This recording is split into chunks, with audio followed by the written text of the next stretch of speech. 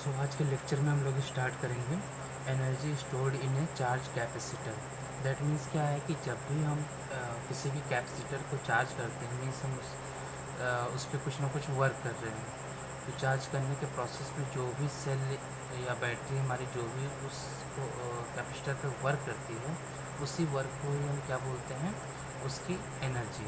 Because जब भी हम according to the work energy theorem, जब भी किसी भी ऑब्जेक्ट पे हम वर्क करते हैं, देन उसमें क्या होती है, ये वर्क जो है एनर्जी के फॉर्म में स्टोर हो जाती है। तो यहाँ भी जो भी सेल या बैटरी जो भी उसको चार्ज करने के लिए वर्क कर रहा होता, ये उसके अंदर इलेक्ट्रिक पोटेंशियल एनर्जी के फॉर्म में स्टोर हो जाती है। दोस्तों हम सिंपली डिफिनेशन भी यहाँ पे बोल सकते हैं, the work done by the cell to charge capacitor is store in form in the form of electric potential energy in electric field between plate. Means उसके अंदर जो है एनर्जी जो है स्टोर हो जाती है इलेक्ट्रिक पोटेंशियल एनर्जी के फॉर्म में, और कहाँ पे रहती है, दोनों के प्लेटों के बीच में इलेक्ट्रिक फील्ड के फॉर्म में। तो यहाँ पे हम स्टार्ट करते हैं कि कैसे हम इसका डेरिवेशन डिराइव कर सकते हैं, सॉरी इसका हम एक्सप्रेशन डिराइव कर सकते हैं। तो एक्सप्रेशन डिराइव करने के लिए हम एक सिंपल सा लेटर से parallel plate capacitor, suppose that is the parallel plate capacitor, separation between them is T, and सबसे मेन इम्पॉर्टेंट जो है चार्ज, सपोज इसकी जो कैपेसिटेंस है, ये कैपेसिटेंस है C। उसके बाद हम यहाँ पे चार्ज कर रहे हैं। तो चार्ज इसको हमें 0 से Q तक चार्ज करना है, 0 से Q तक चार्ज करना है, इसको Q चार्ज हमें देना है। और यहाँ पे जो है किस पोटेंशियल पे, एट V पोटेंशियल पे। तो 3 हमें यहाँ पे वेरिएबल पैरामीटर्स हैं। इसकी कैपेसिटेंस जो कि फिक्स होती है C है। इस पर हम चार्ज कहाँ तक करने वाले हैं, Q चार्ज इसको देने वाले हैं at the potential of V। Means जिस सेल का हम यूज़ करेंगे उसकी पोटेंशियल क्या होगी, यहाँ पे V होगी। तो V पोटेंशियल पे हम इसको Q charge up to the charge at Q। अब यहाँ पे सिंपली क्या करते हैं, इसको हमें चार्ज करना है। तो एक हम सिंपल सा फॉर्मूला हमने पढ़ा है, because we know that V equal to W by Q। मीन्स अगर हम देन यहाँ से लिख सकते हैं W equal to V into Q। और यहाँ पे अगर हम देखें कि किसी चीज़ पे हम स्मॉल चार्ज दे रहे हैं, तो स्मॉल वर्क डन DW हो रही होगी। मीन्स हम इसको स्मॉल चार्ज दे रहे हैं DQ।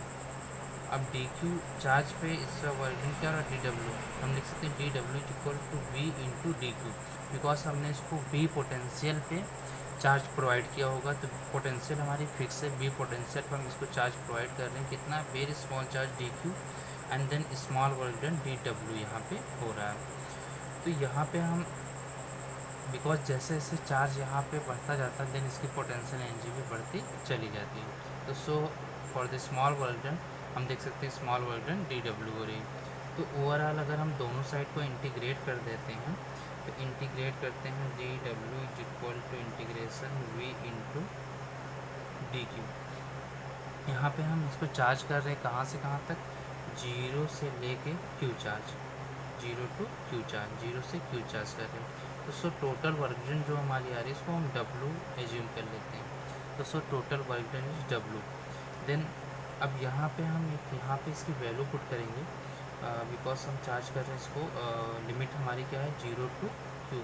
पहले ये न्यूट्रल होगा, मीन 0 चार्ज, और 0 से लेके हम मैक्सिमम Q चार्ज इस पर प्रोवाइड कर रहे हैं। तो 0 टू Q, सो हमने लिमिट यहाँ पे यूज़ किया हुआ। एंड V की वैल्यू अगर हम पुट करें in the term of capacitance, तो हम लिख सकते हैं यहाँ से, because we know that C is equal to QV, sorry Q equal to CV, then V equal to Q by C। तो ये फॉर्मूला हम यहाँ पे यूज़ करेंगे, V की वैल्यू हम Q बाई C यहाँ पे पुट करेंगे। देन ये हो जाएगा, इसको हम स्मॉल q से रिप्रेजेंट कर रहे हैं, Q बाई C। यहाँ पे हम ये वैल्यू पुट कर रहे हैं, small Q by C into DQ। Then उसके बाद हमें क्या करना है, इसमें आप देख सकते हो कि इस इंटीग्रेशन के इस टर्म में आप देख सकते हो कैपेसिटेंस ही क्या है, कांस्टेंट है। मींस इसकी आप कम चार्ज करते हो या ज़्यादा चार्ज करते हो और ये इसकी कैपेसिटेंस पे डिपेंड नहीं करता। मींस कैपेसिटेंस की वेरी नहीं करेगी, पूरी चार्जिंग प्रोसेस में आपकी कैपेसिटेंस जो है कांस्टेंट रहने वाली है। तो सो सी को हम कॉमन ले लेंगे, then W is equal to हम लिखेंगे 1/c integration 0 to Q Q into D Q, then 1/c। अब इसको हम इंटीग्रेट करेंगे तो बिकॉज हमें इंटीग्रेशन का रूल पता है, तो इस रूल के अकॉर्डिंग क्या हो जाएगा, q को हम q के ही रिस्पेक्ट में इंटीग्रेट कर रहे हैं।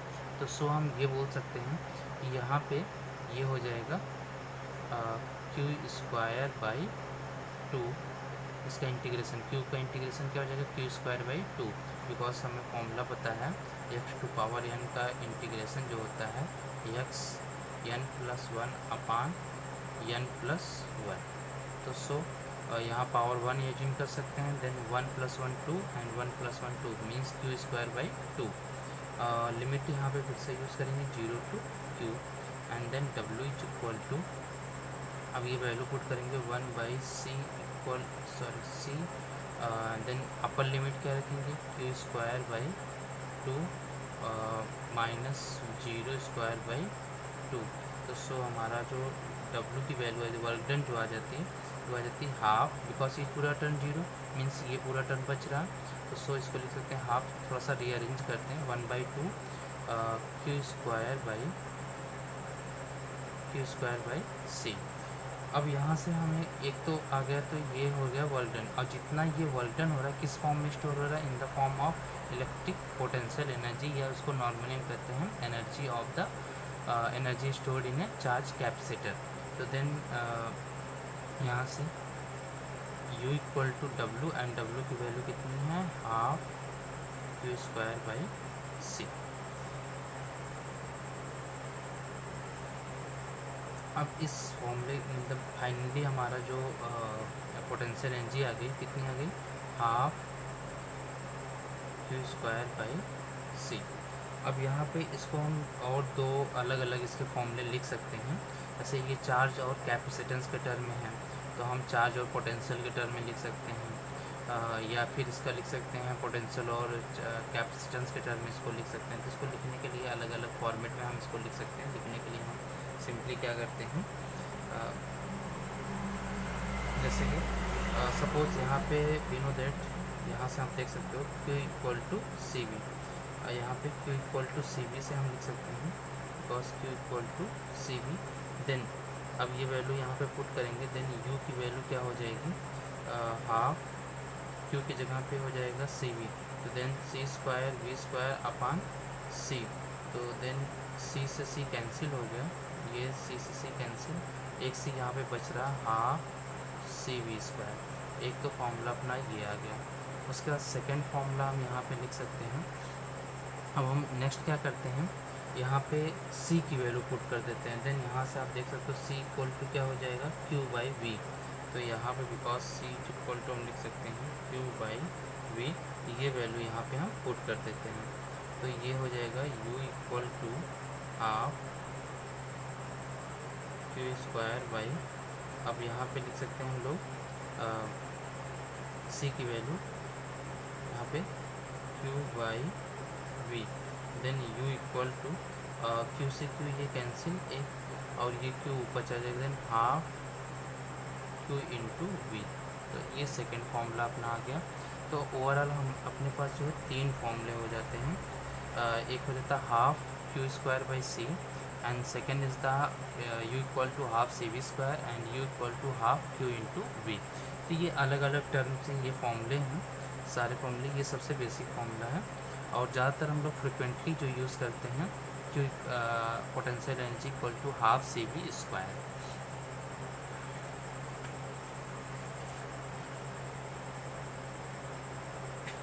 अब उसके बाद हम लोग नेक्स्ट टॉपिक देखते हैं इसकी, total energy stored in grouping of capacitor.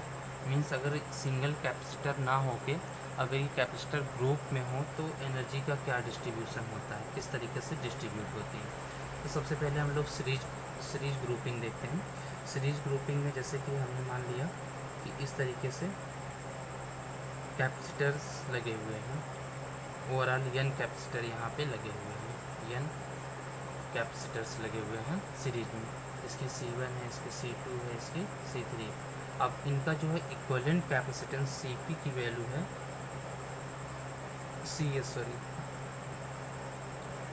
Cs equal to क्या है, C1 plus C2 plus dot dot Cn।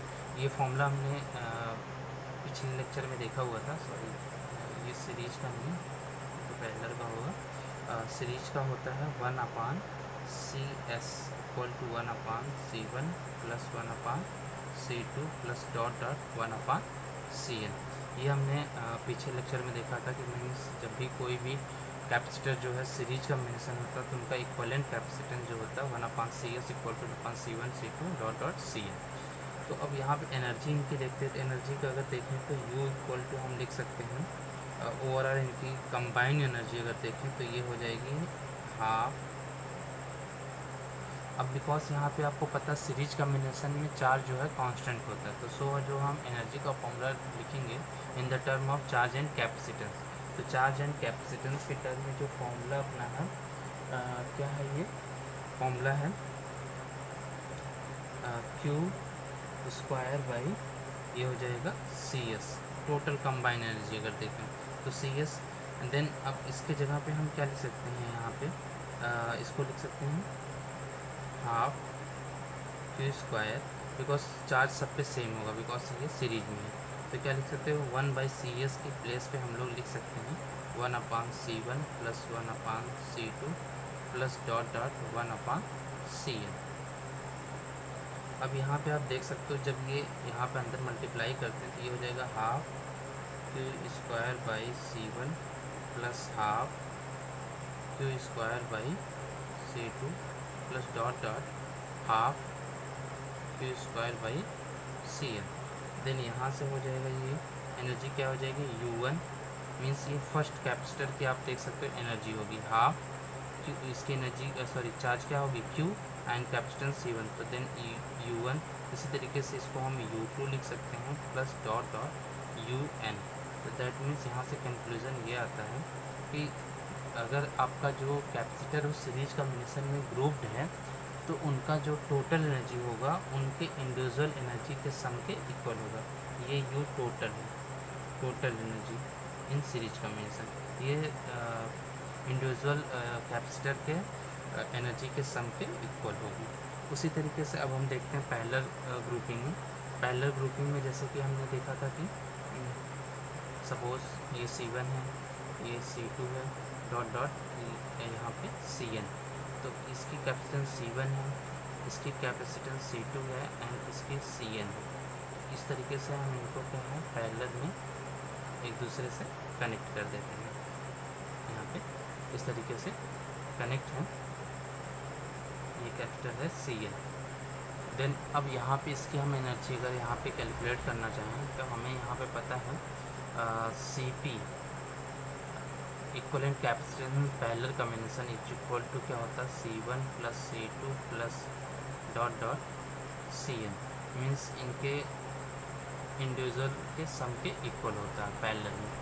Then यहाँ से अगर टोटल एनर्जी इसकी लिखनी चाहें तो U टोटल इक्वल टू हम लिख सकते हैं हाफ। अब यहाँ पे एक चीज़ हमें ये ध्यान देना है कि अब यहाँ पे कौन सा फॉर्मूला यूज़ करेंगे, बिकॉज इसमें पोटेंशियल सब में कॉमन होती है। जैसे C1 पे जो पोटेंशियल वही C2 होगी, वही Cn पे भी होगी। तो मीन्स हम इसका जो फॉर्मूला लिखेंगे इन the term of capacitance and potential. तो कैपेसिटेंस और पोटेंशियल के टर्म में जो फॉर्मूला है ये क्या है हाफ CV स्क्वायर। तो यहाँ लिखेंगे Cp इंटू V स्क्वायर। तो सो जो टोटल की वैल्यू हो जाएगी अपनी हाफ। अब इसकी जगह पे हम लोग Cp की जगह पे ये वैल्यू लिख सकते हैं, क्या हो जाएगी C1 plus C2 plus dot dot Cn into V square. Then total energy equal to हो जाएगा half C1 V square plus half C2 V square plus dot dot half Cn V square. अब देख सकते हो यहाँ पे ये जो है फर्स्ट कैपेसिटर की एनर्जी होगी, बिकॉज कैपिटल C1 ही रहेगी बट पोटेंशियल V रहेगी सब पे सेम। तो ये U1 हो गया, ये U2 हो गया, प्लस डॉट डॉट UN। मतलब यहाँ भी आप देख सकते हो कि अगर पैरेलल ग्रुपिंग हुई है तो यहाँ भी उस पूरे ग्रुप की जो टोटल एनर्जी होगी वो किसके बराबर होगी, इनके इंडिविजुअल एनर्जी के सम के इक्वल होगी। तो इस तरीके से आप देख सकते हो कि जो इनकी एनर्जी होती है वो पैरेलल और सीरीज में दोनों ही केस में टोटल एनर्जी जो होती है इनके इंडिविजुअल एनर्जी के सम के इक्वल होती है। उसके बाद हम लोग कुछ पॉइंट्स देखेंगे, कुछ पॉइंट्स एनर्जी जो भी किसी भी कैपेसिटर पे जो एनर्जी स्टोर होती है उसके रिगार्डिंग कुछ पॉइंट्स हैं। तो some fact about energy of capacitor. तो सबसे पहला फैक्ट तो ये है, energy of capacitor does not depend of geometry of the capacitor. Means हमारा जो कैपेसिटर है वो क्या है, पैरेलल प्लेट है या सिलेंड्रिकल है या ये कह सकते हो स्फेरिकल है, इस चीज़ पे डिपेंड नहीं करती है। बिकॉज इसके फॉर्मूले में अगर हम देखें तो क्या आता है, हाफ CV² या Q²/C। तो इस फॉर्मूले में कहीं भी शेप से कोई भी मतलब नहीं है। दैट मीन्स एनर्जी जो होती है उसके शेप से इंडिपेंडेंट होती है। तो सो आप जो ये फॉर्मूला हाफ CV² या फॉर्मूला आपने पढ़ा U इक्वल टू, ये नेक्स्ट फॉर्मूला जो था हाफ Q²/C, या ये एक फॉर्मूला हमने पढ़ा था ये हाफ Q इंटू V। ये तीनों फॉर्मूले आप देख सकते हो, ये सारे कोई भी कैपेसिटर है सबके लिए ये कॉमन फार्मूला यूज़ होता है, चाहे ये सिलेंड्रिकल हो या पैरेलल प्लेट हो या स्फेरिकल कैपेसिटर, सबके लिए सेम फार्मूला ही यूज़ होता है। नेक्स्ट पॉइंट है हमारा energy stored in the form of electric field between plate. तो जैसे कि आपको पता है कि जैसे ये प्लेट्स होती हैं, इनमें जैसे ये पैरेलल प्लेट कैपेसिटर का अगर हम एग्जांपल लें तो यहाँ पे एक पॉजिटिव +Q चार्ज आता है, दूसरे पे क्या आता है -Q चार्ज। तो इसमें क्या होता है कि इलेक्ट्रिक फील्ड यहाँ पे डेवलप हो जाती है। तो ये जो एनर्जी इसमें स्टोर हो रही किस फॉर्म में होती है, इलेक्ट्रिक फील्ड के फॉर्म में, वो भी दोनों प्लेटों के बीच में, ना कि एनर्जी किसी पर्टिकुलर प्लेट पे होती है। ये एनर्जी जो है इलेक्ट्रिकल एनर्जी जो इसमें स्टोर हो रही है, ये हाफ CV² या हाफ Q²/C या हाफ QV, ये किस फॉर्म में होती है, इलेक्ट्रिक फील्ड के फॉर्म में होती है बिटवीन द प्लेट्स। उसके बाद हम लोग थर्ड पॉइंट्स पे आते हैं। थर्ड पॉइंट पे आप ये फॉर्मूला आपने देखा हाफ QV, ये हाफ QV क्या होता है। अच्छा, यहाँ पे सेल की अगर हम जो सेल जिससे हम इस कैपेसिटर को चार्ज कर रहे हैं उसकी एनर्जी देखें तो बिकॉज सेल की पोटेंशियल V इक्वल टू क्या होता है, W/Q। तो then W is equal to V into Q। तो सेल की जो एनर्जी होती है वो कितनी होती है, V इंटू Q, ये एनर्जी है। अब ये एनर्जी जो जब ये सप्लाई करता है कैपेसिटर को, तो इसका हाफ पार्ट मतलब हाफ QV, हाफ QV जो है ये ही एनर्जी जो है यहाँ पे स्टोर होती है। कैपेसिटर की आप एनर्जी का फॉर्मूला देख सकते हो इन the term of charge and potential half QV। तो हाफ इसका QV है ये। अब इस QV टोटल एनर्जी है सेल की या बैटरी की, ये उसका हाफ जो है कैपेसिटर पे स्टोर हो रही है और रिमेनिंग हाफ जो है ये वेस्ट हो जाती है in the form of heat. Because यहाँ पे जो भी कनेक्टिंग वायर हम यूज़ करते हैं इसको, जैसे ये कैपेसिटर है, अब इस कैपेसिटर को हमें चार्ज करने के लिए सेल यूज़ किया हमने। तो सेल जब हम यूज़ करेंगे कनेक्टिंग वायर के थ्रू करेंगे तो ये इसकी टोटल एनर्जी क्या है, QV है। अब यहाँ पे लेकिन कितनी एनर्जी आ रही है, हाफ QV।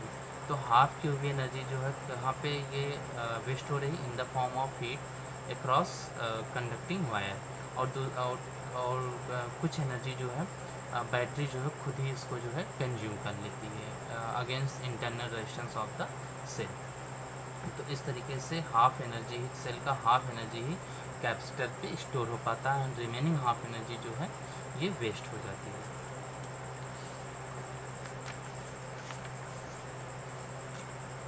उसके बाद हम लोग नेक्स्ट टॉपिक पढ़ेंगे एनर्जी से related topic, electrical energy density of charge capacitor.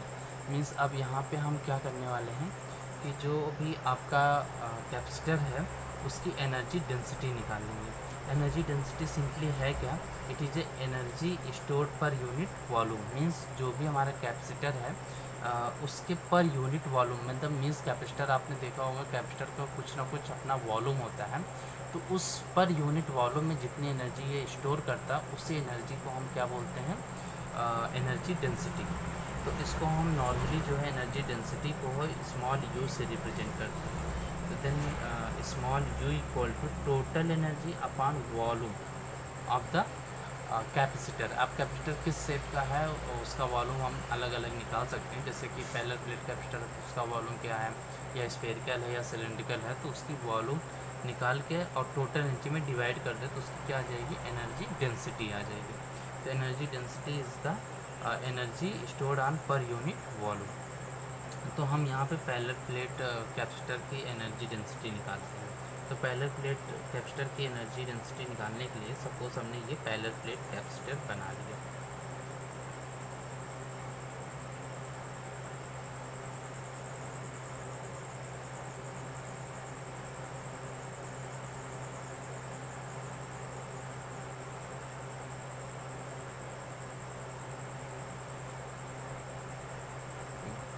इस तरीके से पैरेलल प्लेट ये कैपेसिटर हो गया, जिसका क्रॉस सेक्शन प्लेट का एरिया कितना है, ए है। इनके बीच का ये जो सेपरेशन आप देख रहे हो ये कितना है, डी है। अब यहाँ पे हमें इसकी एनर्जी डेंसिटी कैलकुलेट करनी है। तो एक छोटा सा काम इसका वॉल्यूम मतलब इस पैरेलल प्लेट कैपेसिटर का अगर हमें वॉल्यूम कैलकुलेट करना है तो एक छोटा सा हम काम करते हैं कि यहाँ पे एक लाइन से यहाँ पे ड्रॉ कर दें और एक लाइन हम यहाँ पे ड्रॉ कर दें।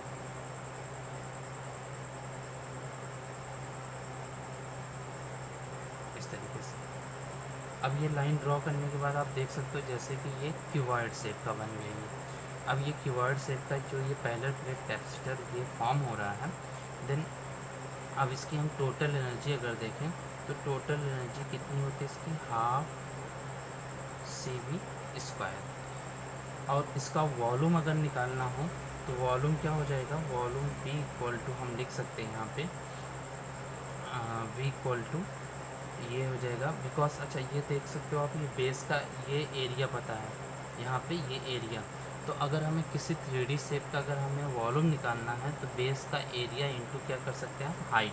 तो यहाँ पे अगर हम बेस का एरिया अगर हम इसे ले रहे हैं बेस का एरिया तो इंटू हाइट क्या हो गई इसके बीच की सेपरेशन। तो हम यहाँ पे लिख सकते हैं volume of the parallel plate capacitor, area of the plate into separation between them, because ये बेस का एरिया इंटू हाइट, बेस का एरिया इंटू हाइट। तो यहाँ पे हो जाएगा volume of the capacitor equal to V equal to A into D.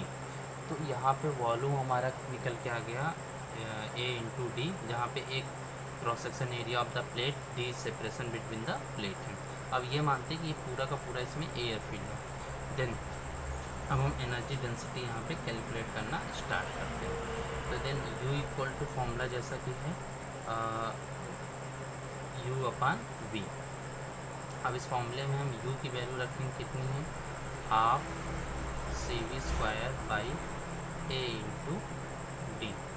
Then U equal to अब यहाँ पे इसको सिंप्लीफाई करेंगे, C की वैल्यू हम रख देंगे। तो पैरेलल प्लेट कैपेसिटर की जो कैपेसिटेंस होती है ये कितनी होती है, C equal to A epsilon naught by D in the term of area and separation between them. Then ये हो जाएगा आपका A epsilon naught by D into D square by, अब 2 को हम नीचे कर लेते हैं 2AD। देन यहाँ से एक कैंसिल आउट हो जाएगा, A से A कैंसिल आउट। देन ये हमारा जो पूरा टर्म हो जाता है ये हो जाएगा epsilon not B square by ये D नीचे आ जाएगा, देन 2D स्क्वायर। उसके बाद एक टर्म हम और इसमें से एलिमिनेट करेंगे, जैसे C की वैल्यू हमने यहाँ से पुट किया, देन ये हो गया। अब यहाँ पे हम B की वैल्यू रखेंगे in the term of E means electric field. देन ये हो जाएगा एप्सिलॉन नॉट, अब आपको पता है V इक्वल टू क्या होता है, E इंटू डी। इसके लिए अगर हम इनके बीच पोटेंशियल डिफरेंस V है तो V इक्वल टू हम लिख सकते हैं इलेक्ट्रिक फील्ड, इनके बीच का electric field into separation between them. तो जैसे कि ये पॉजिटिव चार्ज है प्लस Q और यहाँ पे है माइनस Q, तो E इंटू डी, तो यहाँ पे वैल्यू रख देंगे हम, तो ये हो जाएगा E इंटू डी का whole square by 2D square. तो सो U इक्वल टू हो जाएगा ये epsilon naught E square into D square by 2D square. तो ये कैंसिल आउट हो जाएगा। देन यहाँ से आप देख सकते हो एनर्जी डेंसिटी जो आ गई अपनी, वो आ गई half epsilon naught E square. ये हो गया इसकी एनर्जी डेंसिटी। और एनर्जी डेंसिटी कहीं ना कहीं आप देख सकते हो एप्सिलॉन नॉट तो कांस्टेंट है, तो सो U की वैल्यू आप बोल सकते हो directly proportional to the E square. Means जो एनर्जी डेंसिटी होती है ये इलेक्ट्रिक फील्ड के स्क्वायर के डायरेक्टली प्रोपोर्शनल होती है।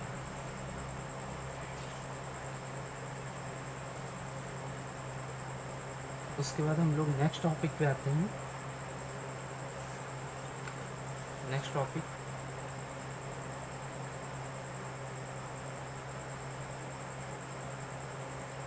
Redistribution of charge between two object, या ये बोल सकते हो कैपेसिटर। तो यहाँ पे हम मेनली दो कैपेसिटर लेते हैं। Suppose that example let us से टू कैपेसिटर।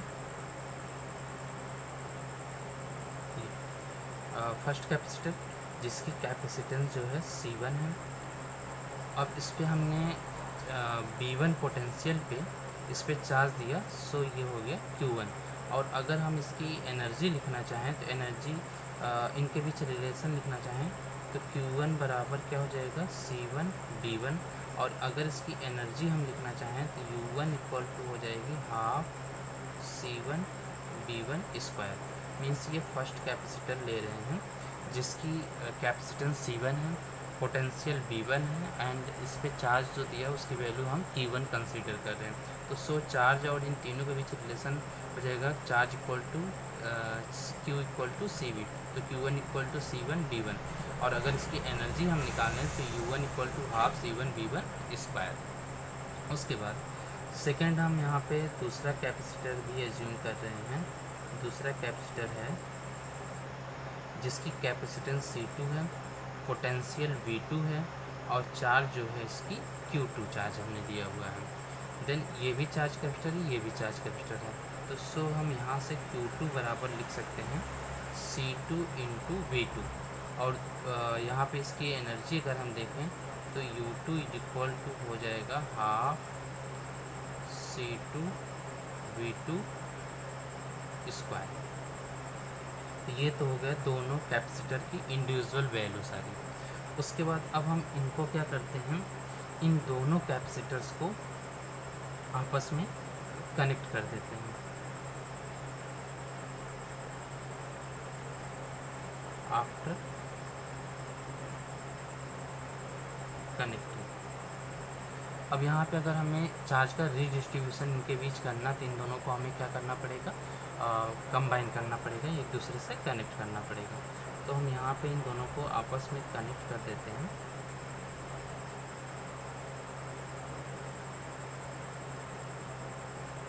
अब जैसा कि हमने इन दोनों को कनेक्ट कर दिया, तो अभी भी इसकी जो स्टिल इसकी जो है कैपेसिटेंस क्या रहेगी, C1 ही रहेगी, और इसकी कैपेसिटेंस भी क्या रहेगी, C2। मीन्स अब जब इनको हमने कनेक्ट कर दिया तो यहाँ पे इनकी कैपेसिटेंस पे कोई फ़र्क नहीं पड़ने वाला। यहाँ पे इसकी कैपेसिटेंस C1, इसकी कैपेसिटेंस C2 रहेगी।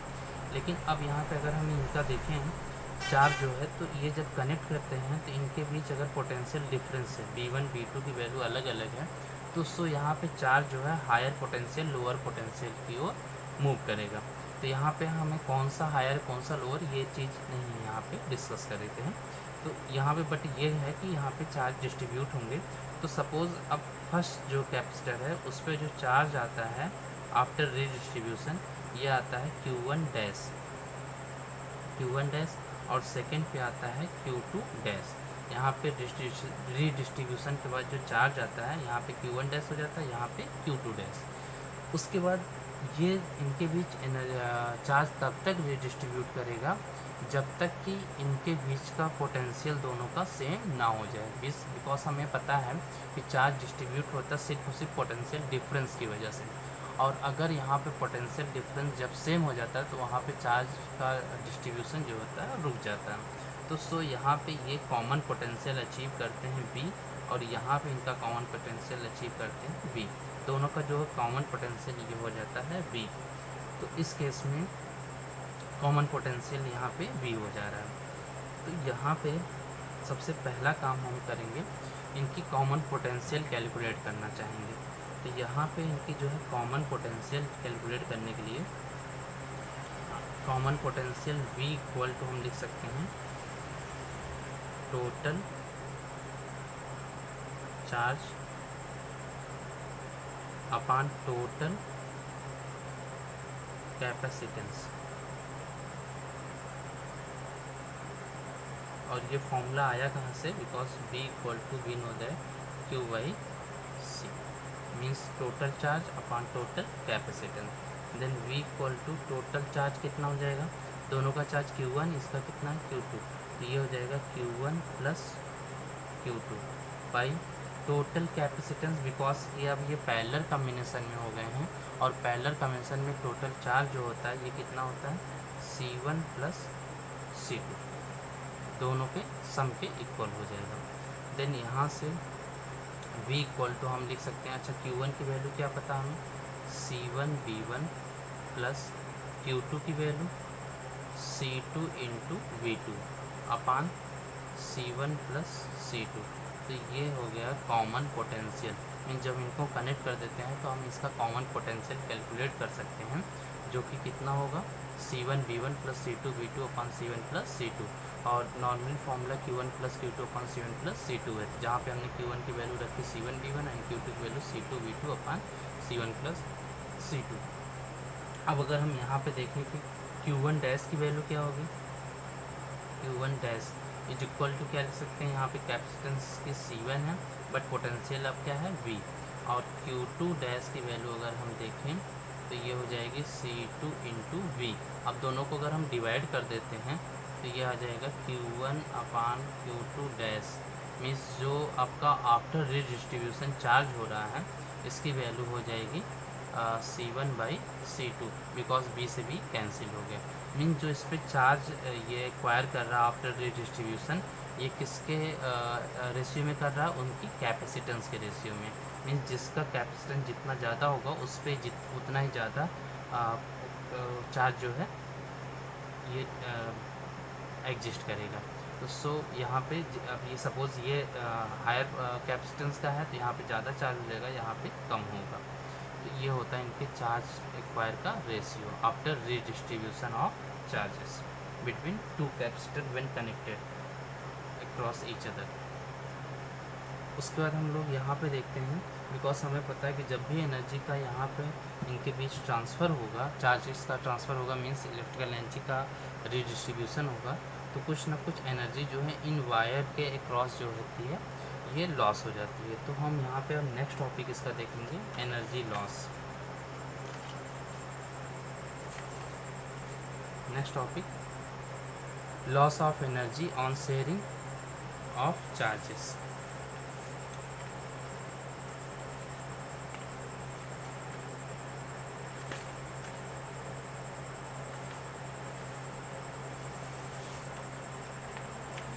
अब यहाँ पे लॉस ऑफ एनर्जी यहाँ पे देखते हैं। तो जैसा कि अगर हमें इसका लॉस ऑफ एनर्जी पता करना हो तो लॉस ऑफ एनर्जी सिंपली पता करने के लिए हम क्या कर सकते हैं, सपोज़ लॉस ऑफ एनर्जी को हम डेल्टा यू से रिप्रेजेंट कर रहे हैं, डेल्टा यू से। तो डेल्टा यू इक्वल टू क्या लिख सकते हैं, U1 प्लस U2।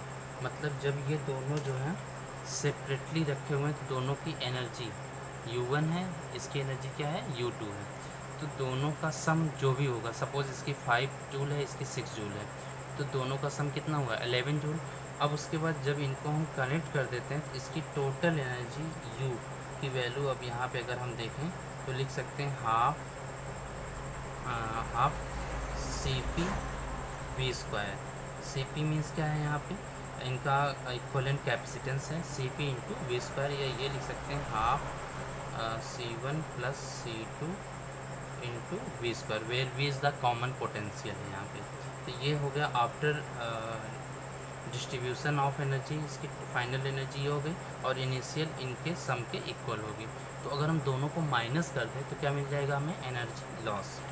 तो इसीलिए हम क्या करते हैं, माइनस ये हो गया इनिशियल एनर्जी बिफोर डिस्ट्रीब्यूशन, और यहाँ पे माइनस आफ्टर डिस्ट्रीब्यूशन इसकी एनर्जी हम मान लेते हैं यू है। Then delta U equal to हो जाएगा half C one V one square plus half C two V two square minus, उसके बाद यहाँ पे अगर देखें तो इसकी एनर्जी का फॉर्मूला लिख सकते हैं, जैसा कि हमने यहाँ पे बताया है कि आफ्टर रीडिस्ट्रीब्यूशन एनर्जी क्या होगी, half C one plus C two V square, where V is the common potential. तो यहाँ पे हम इसकी वैल्यू लिखेंगे half C one plus C two V square. अब यहाँ पे इसको सिंप्लीफाई करते हैं। Then delta U energy loss है, ये energy loss equal to initial energy minus final energy. तो यहाँ पे आप देख सकते हो हाफ पूरा का पूरा कॉमन है ये, तो हाफ को कॉमन लिया हमने, ये क्या हो गया C one V one square plus ये हो गया C two V two square. अब ये हो गया माइनस ये हो गया C one plus C two. अब यहाँ पे b की वैल्यू अगर हम लिखें तो b की वैल्यू जैसा कि हमने कॉमन पोटेंशियल निकालना है कितना, C one B one plus C two V two upon C one plus C two.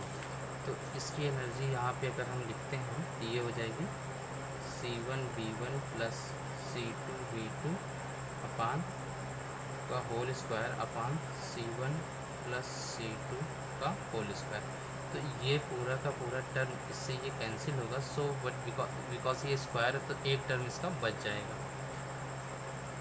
तो डेल्टा यू इक्वल टू हो गई अपनी half C one V one square plus C two V two square minus ये, अब इसका squaring कर देंगे हम, ए प्लस बी के होल स्क्वायर से स्क्वायर एक्सटेंड कर देंगे।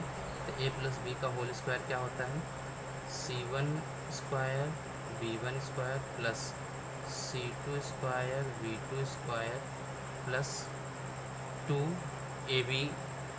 तो टू ए बी, ए क्या है C one V one and B क्या है सी टू वी टू, तो two C one C two V one V two ये हो जाएगा, एंड अपान ये हो गया सी वन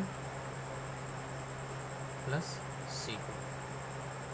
देन अब हम नेक्स्ट क्या करते हैं, डेल्टा यू की वैल्यू आगे कैलकुलेट करने के लिए हाफ, अब हमें इसका एलसीएम लेना पड़ेगा।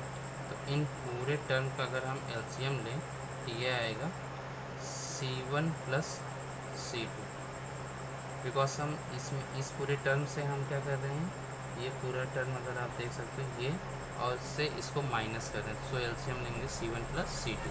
अब ये सी वन प्लस सी टू अगर एलसीएम लिया तो इससे डिवाइड करेंगे तो वन, तो सो ये मल्टीप्लाई कर जाएगा, तो ये हो जाएगा C one plus C two into ये term C one B one square plus C two V two square minus ये टर्म आपका है,